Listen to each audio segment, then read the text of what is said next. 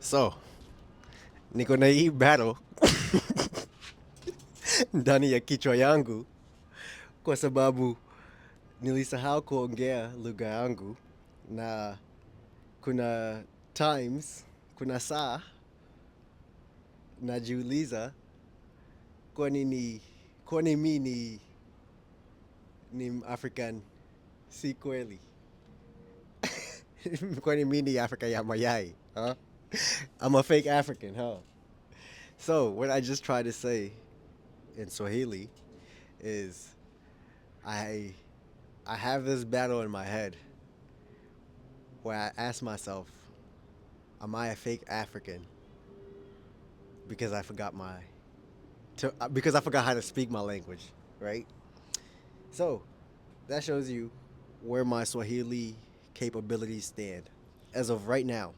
As of right now, my Swahili is down in the drain. Now, that's let me explain how down in the drain it is. If somebody was to speak Swahili to me right now, I can understand 70% to I would say 70 to 85% of what people are saying if somebody was to speak Swahili to me. So, if I was to speak back, that's where that person would be like, "You fake Kenyan. You're not real. You're what do they make you at, right?" So, that's an actual battle that I had when I would go back. At this point, I have such an American accent that when I start talking, Kenyans think I'm an American. Unless they see my facial features and think I'm Kenyan, they would think I'm an American when I talk. It happened to me whenever I went back and everything. Me getting Mzungu prices makes me like, damn, I really need to learn my language. But let's rewind. Jimmy came to the U.S. I came here when I was four turning five. I spoke fluent Swahili and I spoke fluent Kikuyu. That's my mother tongue. Not fluent. I spoke fluently Swahili. I think I spoke both. I'll have to confirm. But according to my parents, I spoke both languages pretty fluently, and that's all I would speak, right? At the age of 4. But I came here as a baby. Now, you can't blame me for forgetting my language when I barely had consciousness. I don't think at 4 years old that you're actually conscious. In my opinion, I don't think I actually gained consciousness until I was like 6. Like, I have memories from Kenya when I was a baby. No, not when I was a baby. My earliest memories are in Kenya. And I came to America speaking fluent Swahili and a lot of fluent Kikuyu. But at this point in my life, I am an American. Like, if most Kenyans would add like were to rate me, they'd be like, "Yeah, you're not. Don't even claim us because it's so pathetic." Not okay. I don't know if it would be pathetic. Like I said, I can understand like 70% of what people say to me. Meaning, you can't really deceive me in the sense of like, let's say somebody was to fake and say they don't know English and they just want to communicate in Swahili, right? I understand enough to know like you're trying to deceive me or something like that, but not enough to follow through the whole what's it called sentence of what you're saying. So there'll be words here and there that I don't remember, that I don't comprehend and can't put together, but that's the beauty in being able to say, hey, I came here when I was 4. So truly, truly, that's another question that I ask myself. I'm like, okay, if I came here as a 4-year old, right? And there's probably a lot of other um, diaspora Kenyan Americans, right, that have forgotten their native tongue. Are we to blame? Do you blame yourself? Or at that point, is it like, nah, your parents should have made sure that you spoke it daily, A, B, C, D? That's actually a question that I ask myself, and I ask if you know the answer. Tell me in the comments. But overall, I battle with this question of, am I a fake Kenyan, fake African, right? For not knowing the language. to the sense that I can't speak it fluently. I don't know. That's for that's for you guys to let me know. But like I said, I want to continuously practice and actually try to get better at what's it called? One of my neighbors is on the other rooftop watching me. I think he's trying to listen. Hope he can't hear me. Who cares if he can hear me? At the end of the day, I need to relearn Swahili, but I want to learn clean Swahili. Now, here's a funny story, right? So I said I came here when I was 4, immediately started school, probably like within after a year, I started kindergarten. So I was pressured to learn English because you're not learning in Swahili, right? So I think that's the reason why I quickly lost my what's it called? My mother tongues. Now, the funniest thing is when I went to college, I thinking I am a big astute scholar and I'm Kenyan. So when I go to pick my language that I want to learn, I chose Swahili. So I'm over here thinking like, yo, I got this. This is gonna be like one of the easiest classes. I get into the class, my professor, my prof, oh my gosh, my professor's name is Mr. Ali, and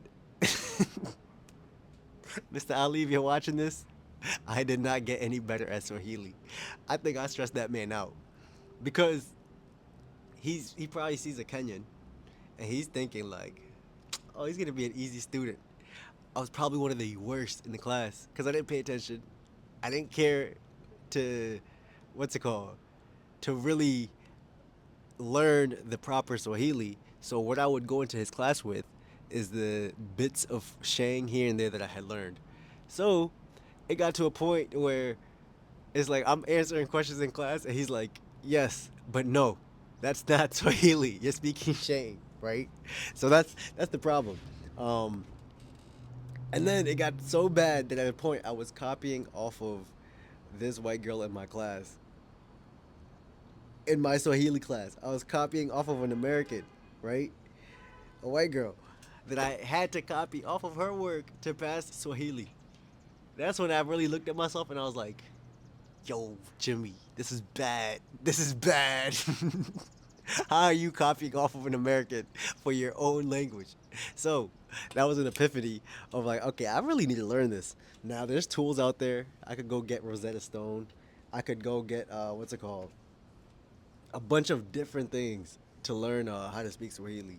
But I don't think I really want to go through that route. Or I would prefer to learn from like an instructor. If there's, I know there's apps out there that I can do that.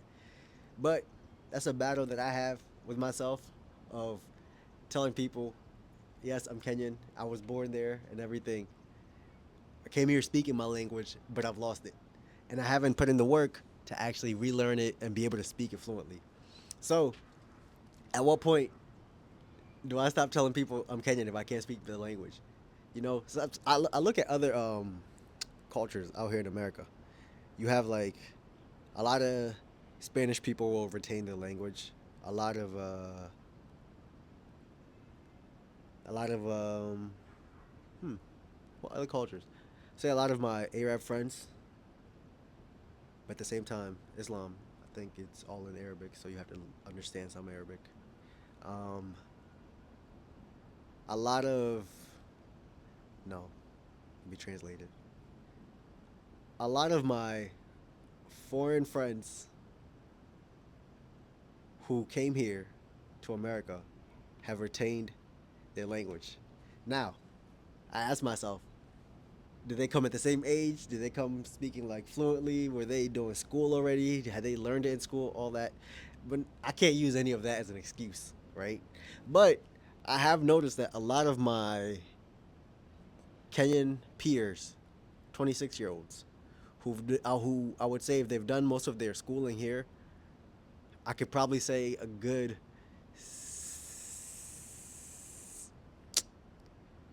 40% of them can understand and speak Swahili like, kind of fluently. a majority of them can't speak it, but can probably understand bits. So this is gonna be probably a segment within my videos of me trying to learn Swahili. Um, I'm not embarrassed to speak it, but it's just funny because oh my gosh, you know, some people have like supportive households.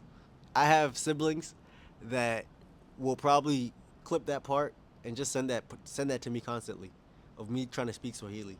So it's the chaos that comes when you mess up, when you shrub and when you say things the wrong way. But yeah, it's a battle I've had with myself. Not really a battle, but it's a question that I ask myself a lot. Of like, are you putting in the work to actually learn it, or are you just okay saying you're Kenyan, but you can't actually speak Swahili? So along this journey, I'm gonna try to relearn how to speak Swahili. Um, I think a lot of my peers should learn how to speak Swahili. I don't know what app is the best one to use, but let me know in the comments. Did you come here speaking fluently? If you did, have you forgotten all of it? Have you forgotten some of it, most of it? And if you didn't come here speaking it, um,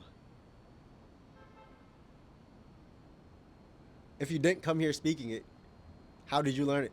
Did you learn it from actively trying to study it or just talking with your parents? You let me know. At the end of the day, that is the level of Swahili that I have when I was in Kenya. I was able to communicate with my boda drivers, and like when I'm out there shopping and everything, I can communicate, right? I know enough to get throughout my day. But if you were to try to sit down with someone who only speaks Swahili, like I did that with my grandma, I was able to speak, but it's broken, but I can still get my message across. But that's the funny part. So until next time, um, I'm gonna keep trying to speak Swahili and practicing it, but we're gonna see how this goes. I hope y'all take care. Tutaonana.